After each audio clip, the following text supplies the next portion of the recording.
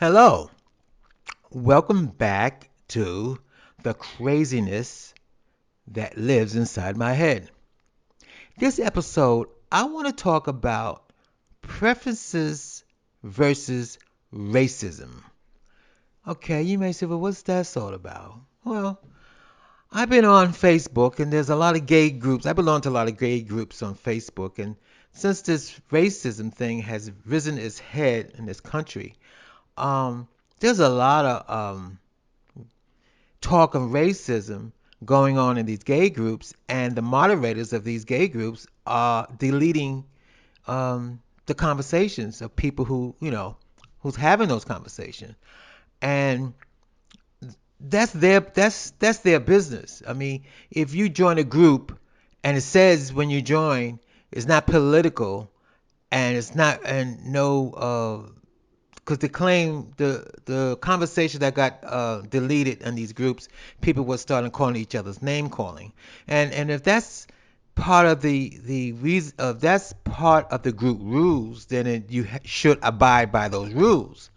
But it seems like what I saw, um, it just brought back to my mind that yes, there is a lot of racism in the gay community. I mean, I don't think nobody want to talk about it, um, but you have to acknowledge there is a lot of gay prejudice, racism in the gay community. Now, let's talk about the gay dating sites. And I've seen this on gay dating sites, black gay dating sites and white gay dating sites, if you want to put it like that.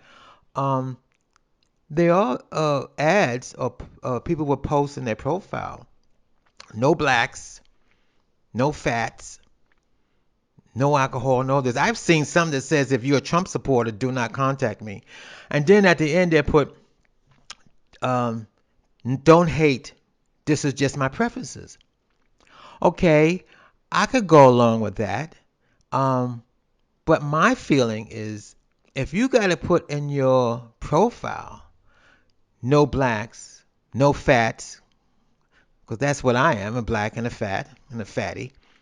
Um, well, I don't know. I tend to think that maybe you are racist. I mean, you may not think that way, but I mean, I know it's your preference, but why you got to put that in your post? I mean, if somebody contact you and you're not interested, just say I'm not interested. I mean, but why you have to put that in your post? Just like the ones who said about if you're a Trump supporter, do not contact me. Well, why you got to put that in your post? I mean, you can find out right away if somebody contact you. Do you believe are you a Trump supporter? And they say yes. They say, well, I'm not interested. I mean, I think about that. I always think about that. I've seen a lot of. I mean, you could go on the dating sites now. I bet you there's one post or one ad for every five or for every 10 that you will find somebody will say, no blacks, no fatties. I mean, okay. I mean, yes. And then they put at the end, um, this is just my preference. Okay. I don't have a problem with that. I have a problem with it. You posted it in your profile. I mean, is it that necessary? I mean, I don't drink, I don't drug, right? So no, I don't want to really be bothered with somebody drinking a drug, but I'm not gonna put that in my profile. I mean, if you want to meet somebody and get friendly with somebody, you don't have to. I mean, you pushing people away when you put stuff like that in your profile. That may not be you may not want to be bothered with a black person, but then you're not going to get to know about a black person until you're not going to know until you get to know a black person or a fat person or a Trump supporter. Who knows? You may fall in love with a black person or Trump supporter. You don't know if you don't give yourself the chance. So what I'm saying is, and what I was thinking in my mind, well, when people put that in their posts, everybody's talking about this racism in the gay community right now on Facebook. Everybody is all they want to talk about um, the people of color who in these so-called, let's face it, these white privileged gay groups now wants to voice their opinion or voice about the prejudice, the the racism that exists in the gay community. And now these groups don't want to do it. The moderator is not letting them talk because that's not what the group is all about. And now, so now the white guys are upset. Those who do want to talk about it and say, well, that's not fair. Let's talk about it. But then, like the moderators have said in a lot of these groups, but when you join the group, it's stated no political, no name calling, no race bases, and it's not about that. If you in a group, the group that I'm talking about is a vacational group. It's all they talk about is supposed to vacationing in gay areas.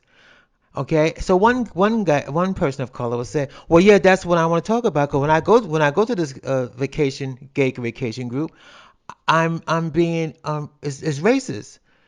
And then another person said, who is responding to that, said, "Well, I'm a person of color. I've never experienced that." Now we're talking about experience. Who experienced what you experienced, and you may experience the same thing. I've have experienced, and I went. Okay, let's face it. I went to Provincetown, and I've experienced on two occasions with two white guys who literally, if looks could kill, they'll cut my throat. I knew right away that they didn't like me. I mean, I'm gonna be honest with you. My first impression, the way the look they gave me is like they probably racist. They don't like black people, but I don't know that. That's the look they gave me. It could be because I'm fat. I don't know. They might not like fat people. Whatever reason it is. Now, that's my experience, but I'm not gonna go on these groups and start complaining about the racism. That's only one person or two people. Meanwhile, I was there for 2 weeks. I enjoyed myself 2 weeks. I had no problem. There was a lot of guys I talked to. I might have been a little how you say aggressive because I have talked to one guy didn't realize he was in a couple, but when his partner came over, I kept on talking, not sexually, but kept on the conversation. Then I brought his partner into the conversation. I mean, it's about friendship. It's about if you're on vacation, you want to enjoy yourself with people that surround you. I stayed away from those guys that who gave me that look. Like looks, if they say looks could kill. I stayed away from them.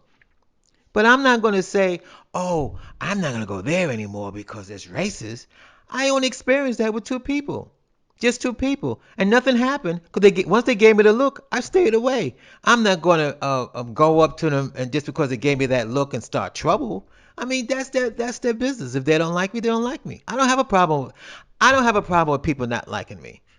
There was at one point in my life, I have to admit, I got depressed when people didn't like me because I was too fat. But now that I'm older, I don't give a fuck what people think. I used to think that when I was young, I used to always try to please people because I want somebody to like me. I don't give a fuck what you think because those people, when I was young, when I got how you say burnt by people who I bent over backwards to make them or to want them to like me. Those were the same people who backstabbed me. I had two jobs. When I lost my two jobs and I couldn't pay my rent and I didn't have no food and I went to friends who I thought they were friends who, I can't help you. Granted, they all lived with their parents at the time. Well, I can't give you this, I can't give you that, because my mother ain't gonna like it, or my father ain't gonna like it, my parents not gonna like it. So I had to run to my mother to help me, to feed me and to help pay my rent. When that happened to me, and that was back in 1978. Since 1978, I got the attitude, I don't give a fuck if you like me or not because you don't pay my bills, you don't feed me, you don't put a roof over my head. I'm doing it all by myself. If you don't like me, well, go fuck yourself. That's the same way I feel about this racism. And it's usually in my experience, you're always going to find racism, and if you especially belong to groups, you're always going to find one in a group. One bad apple, two bad apples in a group. But if you find one or two bad apples in a group and everybody else is nice to you and kind to you, why are you going to all of a sudden says, "Oh, don't join that group. It's racist. It's racist." There's one thing I have found in the gay community more, and I was just thinking about this too. We were talking about gay bars back in the 70s and 80s. The gay bars in the 70s were kind of racist. I mean, I shouldn't say were kind of racist. I mean, I've been to a lot of bars. I had a lot of white friends who took me to the bars to hang out. Again, I don't know why I didn't get picked up. I don't know if I didn't get picked up because I was black or I didn't get picked up because I was fat. And to be honest with you, I'm gonna be brutally honest with you. Back in the 70s, I was told plenty of times by white boys who says I wouldn't go out with a black man unless he had a big dick. So that left me out.